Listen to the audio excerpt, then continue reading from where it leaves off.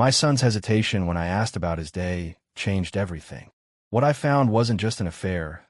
It was a calculated double life with spreadsheets, stolen money, and lies stacked on lies.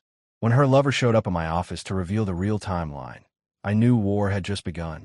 My name is Dean Fletcher. I'm 44 years old, and I've spent 18 years building two things: a family and a business. Fletcher Auto Sales started as a single lot with 12 used cars. Now we've got 3 locations across the county, moving over 300 vehicles monthly. My wife Melissa handles the books and marketing. We've got 2 kids. Felix is 17, plays varsity basketball. Isabella is 12, wants to be a veterinarian. It was a Tuesday evening in October when Felix came home late from practice. I was in the garage going through inventory reports when he walked in and grabbed a water bottle. Something felt off. "How was practice?" I asked. He didn't answer right away. When I glanced over, Felix was staring at his phone, thumb frozen on the screen. "Fine," he finally said, but his voice had that flat quality kids use when they're hiding something. I set down my pen. "You sure about that?" Felix looked at me with something I'd never seen before. Conflict. Like he was trying to solve an equation with no right answer. "Dad, if you knew something that might hurt someone you love, would you tell them?" My chest tightened. "Depends on what we're talking about, son." He picked at his water bottle label. "It's probably nothing." I'm not even sure what I saw. "What did you see?" Felix looked toward the house, then back. "I left practice early yesterday and stopped by Mom's office to see if she wanted lunch. She wasn't there, but her car was in the lot. I walked around back by the detailing bay, and I saw her sitting in a black Mercedes from the luxury lot. She wasn't alone. The air felt thicker. Who was she with? Some guy in a suit. They were just talking, but she was laughing. Really laughing. The way she used to laugh at your jokes on road trips." Felix met my eyes. Then she touched his arm, "Dad." Not like a business touch. He leaned in close, and she pushed his shoulder playfully. It felt wrong.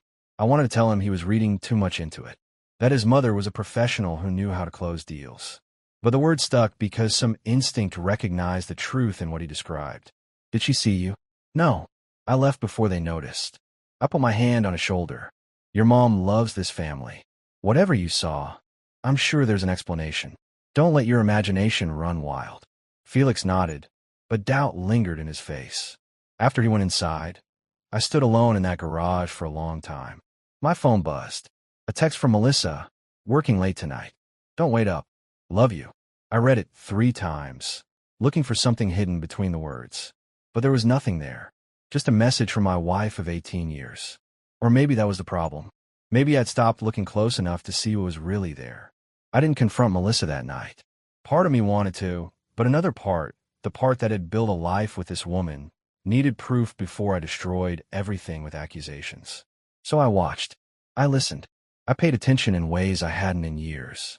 Thursday evening, Melissa announced she had a late client meeting. Said she'd grab dinner downtown and be home by 9. She kissed Isabella on the forehead, squeezed my shoulder, and walked out with her laptop bag and that practice smile I'd seen her use on difficult customers. I gave her 20 minutes, then told the kids I needed to run to the dealership to check on a shipment. Felix looked at me with knowing eyes, but said nothing. Smart kid. I drove to Riverbend Grill, the upscale steakhouse 3 blocks from our main lot. Call it intuition or paranoia, but something pulled me there. I parked across the street, feeling ridiculous. A 44-year-old man playing detective on his own wife. Then I saw her car. The silver Audi we'd bought together last spring, parked in the restaurant's lot. My hands tightened on the steering wheel. Maybe she really was meeting a client. Maybe I was about to make a fool of myself. But I got out anyway and walked toward the entrance. The hostess greeted me with a professional smile. I scanned the dining room, and that's when I saw them. Corner booth, dim lighting, wine glasses catching the candlelight. Melissa sat across from a man in his late 30s, dark hair, expensive suit. They were leaning in close, the kind of close that has nothing to do with business. She was laughing at something he'd said, her hand resting on the table between them. Then she reached across and touched his hand. Not a business touch, not even close. My heart hammered against my ribs, but my feet kept moving. I walked through that restaurant like I was underwater, sound muffled, vision tunneling. A waiter passed me. A couple at a nearby table clinked glasses. None of it registered. I reached their booth unnoticed. Melissa's back was partially to me, her fingers now intertwined with his across the table. The man saw me first. His eyes flickered up, confusion crossing his face. He pulled his hand back slightly. That's when Melissa turned. Our eyes met, and I watched every drop of color drain from her face. Her mouth opened, but nothing came out. "Dean," she finally whispered, my name sounding foreign on her lips. The man straightened in his seat, glancing between us. I could see him trying to calculate who I was, what this meant. I didn't yell, didn't grab her, didn't make a scene. Instead, I looked at the man and extended my hand in mock politeness. "Dean Fletcher," I said, my voice eerily calm. "Melissa's husband of 18 years. And you are?" He didn't shake my hand, just sat there, frozen. I turned to Melissa. She looked like she might be sick. I told Felix and Isabella I'd be home by 8. Wouldn't want to worry the kids. I let that sink in. "Enjoy your dinner." I walked out the same way I came in, each step measured and deliberate. The cool night air hit my face, but I barely felt it. Behind me, I heard the scrape of a chair, Melissa's voice calling my name, but I kept walking. I sat in my car for 10 minutes, staring at nothing. My phone buzzed. A text from her. "Please let me explain. It's not what you think." I almost laughed. What else could it possibly be? I drove home, walked inside, and told the kids their mother would be late. Felix studied my face, but asked no questions. That night, I slept in the guest room, door locked, wondering how many other late meetings had been lies. Melissa came home 40 minutes later. I heard her car in the driveway, the garage door opening, her heels clicking on the tile. I was sitting in the living room, lights off, just the glow from the street lamp outside. She found me there, mascara smudged, lipstick on. For a moment, we just looked at each other across the dark room. "The kids?" she asked quietly. "Asleep." My voice sounded like it belonged to someone else. "Flat. Empty." She sat in the chair across from me, not on the couch beside me like she would have a week ago. That small choice told me everything. "Dean, how long?" I interrupted. I didn't want excuses. I wanted facts. She twisted her wedding ring. 8 months. 8 months. I'd celebrated our anniversary 5 months ago, planned a surprise dinner, told her I loved her. She'd smiled and said it back. And the whole time she'd been carrying this secret. "Who is he?" "Edwin Grimm. He's a regional manager for Lexus Corporate. We met at that dealer conference in Phoenix last March." She looked at her hands. "It just happened, Dean. I didn't plan it. Nothing just happens, Melissa. You made choices. 8 months of choices." A tear rolled down her cheek. "You don't understand the pressure I've been under. The business, the kids. You're always so focused on expansion and numbers. When was the last time you looked at me? Really looked at me?" I stood up, anger finally breaking through. "Don't you dare make this about me, not paying enough attention. You want to know when I last really looked at you? Every morning when I made you coffee. Every night when I asked about your day. I looked. You just stopped seeing me. That's not fair." "Fair." I laughed bitterly. "You've been sleeping with another man for 8 months, while I've been building a future for our family. Don't talk to me about fair." She stood too, defensive now. I tried to end it. Multiple times. "But he makes me feel things I haven't felt in years." "Then maybe you should be with him," I said coldly. "Because I'm done being the convenient husband while you figure out what you want." Her eyes widened. "Dean, no. I love you. I love our family. You love the idea of our family. The comfortable life, the successful business, the nice house. But love? Real love doesn't sneak around for 8 months." I walked toward the stairs, then stopped. "I want you out of here tomorrow. Stay with your sister, get a hotel, I don't care. But I need space, and so do the kids. You can't kick me out of my own house." "Watch me." "And Melissa? I'm calling our lawyer in the morning. You want to keep playing games, we'll play in court." I went upstairs, locked myself in the guest room, and for the first time since I found them together, I let myself break. But only for a minute. Tomorrow, I had a family to protect and a business to secure. Melissa moved out Friday morning while the kids were at school. I stayed at the dealership, couldn't watch her pack. When I came home that evening, half the house felt empty. She'd taken her clothes, her books, some photos. But she'd left her laptop on the kitchen counter. I stared at it for an hour before I opened it. This wasn't who I was. I didn't snoop, didn't invade privacy. But 8 months of lies had changed the rules. Her email was still logged in. I found a folder labeled Conference Materials. Inside were subfolders by date. I clicked on Phoenix, March 2024. Photos loaded. Dozens of them. Melissa and Edwin at a hotel bar. At a rooftop pool. In a hotel room. Her in a robe, smiling at the camera with a look I hadn't seen in years. A video clip of her laughing, saying, "He's completely clueless." My stomach turned, but I kept looking. More folders. Denver. Seattle. San Diego. Cities she told me were work trips. Each folder contained the same thing. Evidence of a double life. Then I found the spreadsheet. It was titled Schedule and color-coded by month. Each row had dates, locations, and notes. "Tell Dean it's inventory training." Said visiting mom. "Sandra will cover if he calls." Annual dealer summit. He never checks these. She'd planned every lie. Every betrayal was documented like a business transaction. But what destroyed me was the financial tab. She'd been using our business credit card for hotels, dinners, gifts. Over $47,000 in 8 months. Money that should have gone to Isabella's orthodontics, Felix's college fund, our expansion plans. I screenshot everything, forwarded it to my personal email, and called my lawyer. Left a voicemail. "Brian, it's Dean Fletcher.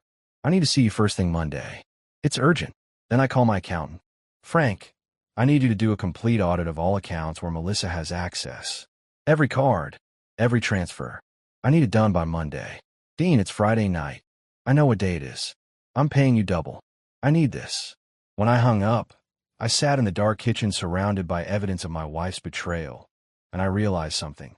I wasn't just angry. I was focused. She'd taken 8 months to build her lie. I'd take 8 days to dismantle it. Felix came downstairs around midnight. Found me still at the laptop. "Dad, you okay?" I looked at my son, this almost man who tried to warn me. "I will be. We all will be." He nodded slowly. "What happens now?" "Now." I closed the laptop. "Now I fight for what matters. You, your sister, and everything we've built. Your mother made her choice. Now I'm making mine." Tuesday morning, I met with Brian, my lawyer. Spread everything across his desk. The photos, the spreadsheet, the financial records. He studied it all with the cold efficiency of a surgeon examining a wound. "This is airtight," Brian said finally. "The documentation alone will destroy any custody argument she makes. And the financial misappropriation? We can use that to offset her claims to marital assets. I want majority custody of Felix and Isabella. And I want her shares of the business bought out at current market value, minus what she stole." Brian nodded. Aggressive, but justified. She used company funds for personal affairs. That's embezzlement in a family business context. He looked up. "You ready for this to get ugly? Because she will fight back. Let her fight. I've got truth on my side." That afternoon, Melissa called. Not me directly, but she left a voicemail. Her voice shook with what I assumed she wanted me to believe was remorse. "Dean, please. The kids need both parents. I made a mistake, but don't punish Felix and Isabella for my failure. We can work through this. Marriage counseling, therapy, whatever it takes. Just don't do this to our family." I saved the voicemail. More evidence of her manipulation, using the kids as leverage. Friday evening, Felix's basketball team had a home game. Big one, playoffs qualifier. I sat in the bleachers with Isabella beside me, watching my son drain 3-pointers like his life depended on it. Halfway through the second quarter, Melissa walked in. She wasn't alone. Edwin Grimm was with her, standing slightly behind, probably thinking he was being discreet. The audacity struck me speechless. Parents around us noticed. Whispers started spreading through the stands like wildfire. Carol Henderson, whose daughter was in Isabella's class, leaned over. "Is that the woman from the dealership? The one with—" She trailed off, eyes flicking to Edwin. "That's my wife," I said loudly enough for nearby parents to hear. "Soon-to-be ex-wife. And yes, that's the man she's been having an affair with for 8 months. Melissa's face went crimson. Several parents turned to stare. Edwin looked like he wanted to disappear. Isabella grabbed my hand, squeezing hard. "Dad," she whispered. "Everyone's looking. Let them look, sweetheart. Truth doesn't hide in shadows." On the court, Felix had noticed. He missed his next shot, staring at his mother and Edwin with an expression that broke my heart. Betrayal, confusion, anger, all mixed together. After the game, which we won despite Felix's distraction, Melissa approached us in the parking lot. Edwin had wisely vanished. How dare you embarrass me like that in front of the whole school, she hissed. I put my hands on both kids' shoulders. I embarrassed you? You brought your boyfriend to our son's basketball game. You embarrassed yourself. He's not my boyfriend. It's over between Edwin and me. I ended it. Felix laughed, bitter and sharp. Yeah, because you got caught, Mom. Not because it was wrong. Melissa's eyes filled with tears. Felix, please understand.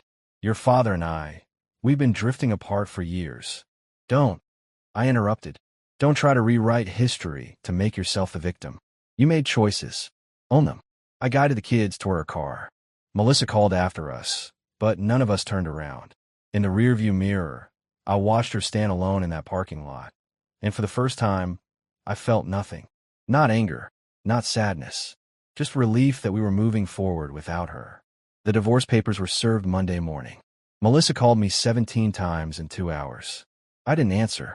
Instead, I focused on what mattered, protecting the kids and securing the business. But Wednesday brought a surprise. Edwin Grimm showed up at my dealership, walked right into my office like he had an appointment. What the hell are you doing here? I stood, ready to throw him out physically if necessary. He raised his hands. I'm not here to cause trouble. I'm here because you deserve to know the truth. I know the truth. You've been sleeping with my wife for 8 months. Longer than that, he said quietly. Almost 2 years. The room tilted. What? Edwin sat down uninvited. Melissa told you 8 months because that's when I found out she was married. Before that, she said she was divorced, that her ex was out of the picture. She showed me photos of Felix and Isabella, said she had full custody. My jaw clenched. You expect me to believe you didn't know? Check my phone records. March was when I first called your dealership, asking for her. That's when your receptionist mentioned Mrs. Fletcher, and I realized I'd been lied to. He pulled out his phone. Show me texts. I confronted her. She begged me not to end it, said her marriage was dead anyway, that she was planning to leave you. I read the texts. They supported his story. Worse, they showed Melissa planning her lies, strategizing how to keep both of us. Why are you telling me this? Edwin met my eyes. Because when I ended things last week, she threatened me. Said if I didn't support her in the divorce, she'd claim I forced myself on her, that I manipulated her. He handed me a flash drive. This is everything. All our communications, recordings of conversations where she admitted lying to both of us. I'm not a home wrecker, Mr. Fletcher. I'm another victim of your wife's games. After he left, I sat alone, staring at that flash drive. 2 years. She'd been lying for 2 years. Every anniversary, every family vacation, every I love you had been contaminated with deception. I called Brian. The timeline just got longer. 2 years, not 8 months. And I have evidence that she threatened her lover when he tried to end it. That changes everything, Brian said. Character assassination, coercion, extended fraud. Dean, we just went from a strong case to an unbeatable one. That night, I told Felix and Isabella the truth. Not the details, but the scope. Their mother had been lying longer than they knew. Felix's response cut deep. I feel like I don't even know her anymore. Isabella cried into my shoulder. Why would she do this to us? I held them both, these kids who deserve better. Sometimes people make choices we'll never understand. But what matters now is that we're together, and we're going to be okay. Later, alone in my room, I finally let myself acknowledge the full weight of it. 2 years of my life, stolen by someone I trusted completely. But I wasn't broken. I was forged harder. And tomorrow, I'd use that strength to build something better. I'd been avoiding this conversation for 2 weeks, but it couldn't wait any longer. Sunday dinner at my parents' house had been a tradition for 20 years. Missing it would raise questions I wasn't ready to answer over the phone. I brought Felix and Isabella. Didn't tell my parents about Melissa's absence until we were sitting at the table, pot roast going cold while I explained why their daughter-in-law wouldn't be joining us anymore. My father, Robert Fletcher, built the first dealership from nothing.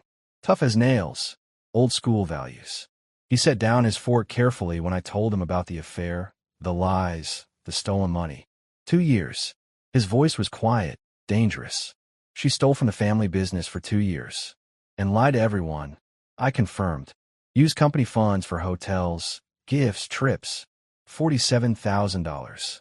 My mother, Catherine, pressed her napkin to her mouth. Those poor babies. Felix, Isabella, I'm so sorry you're going through this. Felix shrugged, trying to look tough. We're okay, Grandma. Dad stood up, walked to the window, hands clasped behind his back. What's your plan, son? Full custody. Buy her out of the business at market value minus what she embezzled. Move forward. He turned around. You need help? Financial, legal, anything. I've got it handled, but I need something else. I looked at both parents. I need you to be there for Felix and Isabella. They're going to have questions I can't answer. About why people cheat, why marriages fail, why their mother chose this path. Mom came around the table, hugged both kids. We're not going anywhere. You're Fletchers. We take care of our own. Later, while Isabella helped Mom with dishes, Dad pulled me onto the back porch. You holding up all right? Some days better than others. Your mother wants to call Melissa. Give her a piece of her mind. Don't. It won't change anything. Dad nodded slowly. You're handling this better than I would have. I'd have burned everything down. He paused. But that's why you're running 3 dealerships, and I only built one. You think before you act. I wanted to burn it down, I admitted. Still do sometimes. But Felix and Isabella are watching. I need to show them that men handle problems with strength and dignity, not rage. You're a good father, Dean. Better than she deserved as a husband. That Wednesday, Melissa's parents requested a meeting. I agreed. Neutral territory, coffee shop downtown. Harold and Joyce Bennett had always been kind to me, treated me like a son. This conversation would hurt them as much as anyone. They arrived looking older than I remembered. Harold's hand shook slightly as he ordered coffee. Dean, Joyce started, voice trembling. Melissa told us her version. Now I want to hear yours. I laid it out. Everything. The timeline, the evidence, the money. Watched their faces crumble as each revelation hit. We raised her better than this, Harold said finally. I don't understand where we went wrong. You didn't go wrong. Melissa made her own choices. Adult choices with adult consequences. Joyce wiped her eyes. The kids. Can we still see them? Of course. You're their grandparents. This divorce is between Melissa and me, not you and them. Harold reached across the table, gripped my hand. Thank you for being decent about this, for not poisoning them against their mother, even though you'd have every right. I'm not doing it for Melissa. I'm doing it for Felix and Isabella. They don't need more adults acting like children. As I drove home, I realized something. I wasn't just surviving this. I was setting a standard. For my kids, for myself, for what it meant to face betrayal with your head up and your integrity intact. The custody hearing arrived faster than expected. Brian had warned me it would be brutal. Melissa's lawyer, a shark named Richard Vance, would try to paint me as controlling, cold, the reason she strayed. I wore my best suit, sat straight, answered every question honestly. Vance started gentle. Mr. Fletcher, would you say you're an attentive husband? I was. Made breakfast, planned anniversaries, supported her career. And yet your wife felt neglected enough to seek comfort elsewhere. Doesn't that suggest some failure on your part? Brian objected. The judge sustained it. But the seed was planted. Then came Melissa's testimony. She cried on cue, talked about feeling invisible, about my focus on business over family, about Edwin, making her feel valued. I'm not proud of what I did, she said, dabbing her eyes. But I was drowning, and Dean never noticed. Brian's cross-examination was surgical. Mrs. Fletcher, you mentioned feeling invisible. Yet bank records show your husband bought you gifts regularly, planned trips, attended every school function for your children. Could you explain what you mean by invisible? She stammered. It's not about things. It's about emotional connection. I see. And stealing $47,000 from the family business. Was that about emotional connection too? I didn't steal. I used our money. Company money. For personal affairs. With a man who wasn't your husband. For 2 years. Brian let that hang. How exactly does embezzlement constitute seeking emotional connection? The judge watched Melissa carefully. I could see the calculation in his eyes. Then Felix testified. At 17, he could choose which parent to address directly. He chose me. My dad has been there for every game, every concert, every time I needed someone. Mom was there too, physically. But looking back, I realized she was always somewhere else in her head. Always on her phone, always planning the next thing. Dad was present. Isabella's testimony destroyed me. At 12, She was still young enough to cry without shame. "I just want my dad," she sobbed. "I love my mom, but I don't trust her anymore. She lied to all of us." The judge called a recess. In the hallway, Melissa tried to approach the kids. Felix stepped between them. "Don't," he said firmly. "You've done enough." When court resumed, the judge delivered his ruling. Primary custody to Mr. Fletcher. Mrs. Bennett Fletcher will have supervised visitation every other weekend until she completes counseling and demonstrates stability. Melissa's face crumpled. I felt no joy in her pain, but I felt relief. My kids were safe. Outside the courthouse, Felix hugged me hard. "We're going home." "Yes, son, we're going home." That evening, the three of us ordered pizza, watched a movie, and for the first time in months, my house felt like a home again. Not because Melissa was gone, but because the lying was over. Truth, even painful truth, made better foundations than beautiful lies. 3 months after the divorce finalized, I stood in what used to be our bedroom, now just mine, packing the last of Melissa's things she'd never collected. Photos, books, a jewelry box she'd left behind. I boxed it all, no emotion attached anymore. Felix knocked on the doorframe. "Need help?" "Almost done. You heading to practice?" "In a bit." He sat on the bed. "Dad, can I ask you something?" "Always." "Do you think you'll ever trust someone again? Like, date, or whatever?" I set down the box, sat beside him. "Honestly, I don't know. Right now, I'm focused on you, Isabella, and the business." "That's enough. But you're only 44. That's not old." I smiled. "Thanks for that. I'm serious. You deserve someone who won't lie to you. Someone who sees what we see." "What do we see?" "A good man. A great dad. Someone worth being loyal to." Felix stood up. "Mom's an idiot for throwing that away." After he left, I sat with those words. Maybe someday I'd be ready. But not today. The business, though, that was thriving. With Melissa bought out, I'd restructured everything. Promoted Tom Sanders, our best sales manager, to partner. He brought fresh energy and ideas without the baggage of betrayal. Our numbers climbed. February broke records. March exceeded February. By April, we'd expanded into a 4th location. My father visited the new lot opening day. Walked through, nodding approval. "You've done good, son. Built something real here." "We built it together, Dad. You gave me the foundation. I gave you a lot and a dream. You made an empire." He clapped my shoulder. "And you did it while keeping your family intact. That's the real achievement." Isabella's spring concert came around. She had a violin solo, something she'd been practicing for months. I sat front row, recording on my phone. Melissa sat in the back, having driven in for her supervised visitation weekend. When Isabella played, the whole auditorium went silent. My little girl, pouring her heart into that instrument, creating something beautiful from all the chaos we'd been through. Afterward, she ran me first. "Did I do okay?" "You were perfect." Melissa approached hesitantly. "Bella, you were wonderful." Isabella hugged her mother, brief but genuine. Progress. Small, painful progress. That night, putting Isabella to bed, she asked the question I'd been dreading. "Dad, do you still love Mom?" I chose my words carefully. I love who she was when we first met, who I thought she was. But the person she became, that person hurt us too badly. So you can stop loving someone. Not completely, but you can love them differently. From a distance, with boundaries that protect you. She nodded, processing. "I think I understand. It's okay if you don't. Love is complicated, even for adults." As I closed her door, I realized something. I wasn't angry anymore. Wasn't bitter.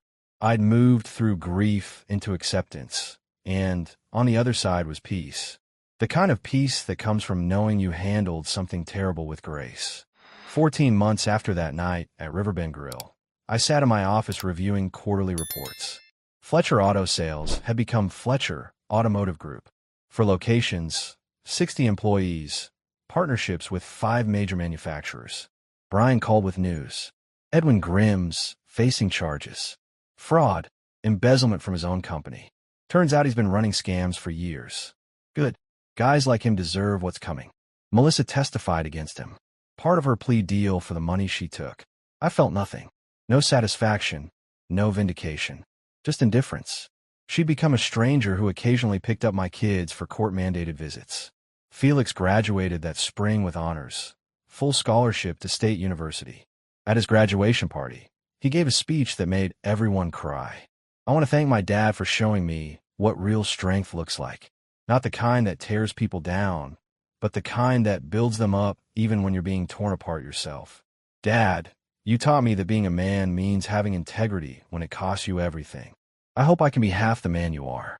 I hugged my son, this almost man, and felt pride that had nothing to do with grades or scholarships. He'd learned the lessons that mattered. Isabella was thriving too. Made the honor roll, joined the debate team, talked about becoming a lawyer instead of a veterinarian. Someone's got to stand up for people who get lied to, she said with a fierce determination that reminded me of my mother.